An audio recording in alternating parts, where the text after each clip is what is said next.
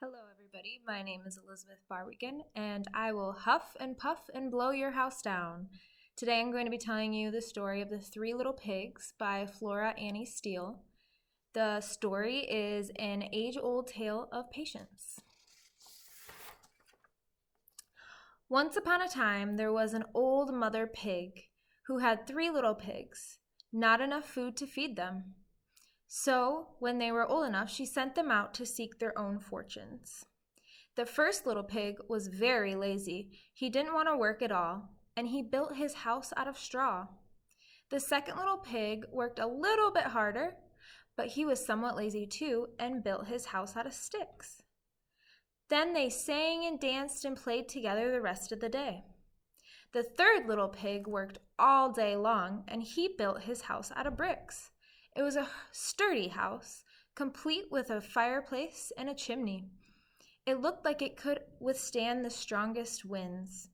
The next day, a wolf happened to pass by the lane where the three little pigs lived. And he saw the straw house, and he smelled the pig inside. He thought the pig would make a mighty fine meal, and his mouth began to water. He knocked on the door and said, little pig, let me in." But the little pig saw the wolf's big paws through the keyhole, and he answered back, "No, no, no, no, no, not by the hairs on my chinny chin chin." Then the wolf showed his teeth and said, "Then I'll huff, and I'll puff, and I'll blow your house down." So he huffed and he puffed and he blew the house down. The wolf opened his jaws very wide and bit down as hard as he could. But the first little pig escaped and ran away to hide with the second little pig. The wolf continued down the lane. As he passed the second house, made of sticks, he saw the house and smelled the pig inside, and his mouth began to water. So he knocked on the door. Little pigs, let me in, let me in." But the little pig saw the wolf's pointy ears through the keyhole and answered back, "No, no, no, no, no, not by the hairs on my chinny chin chin." So the wolf showed his teeth and said, "Then I'll huff and I'll puff and I'll blow your house down." So he huffed and puffed and blew the house down. The wolf was greedy, and he tried to catch both pigs at once, but he was too greedy and got neither. His big jaws clamped down on nothing but air, and the two pigs scrambled as fast as their hooves could carry them.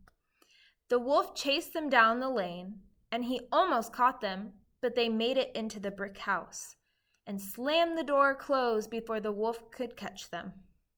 The three pigs were very frightened. They knew the wolf wanted to eat them, and that was very, very true.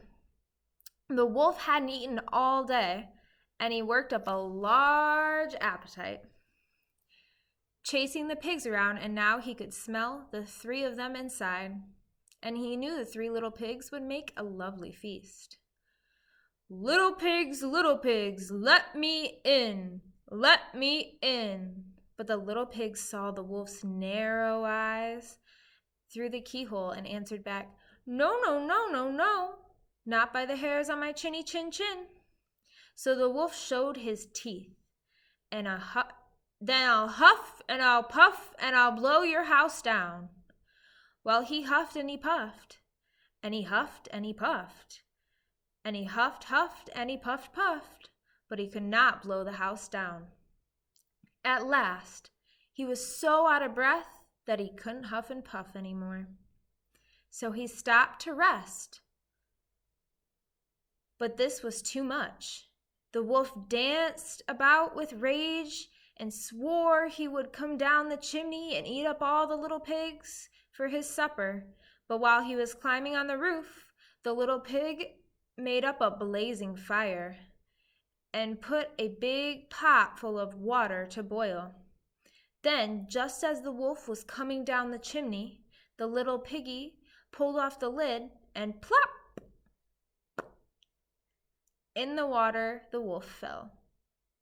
So the little piggy put a cover again, boiled the wolf up, and the 3 little pigs ate him for supper. And that is the end.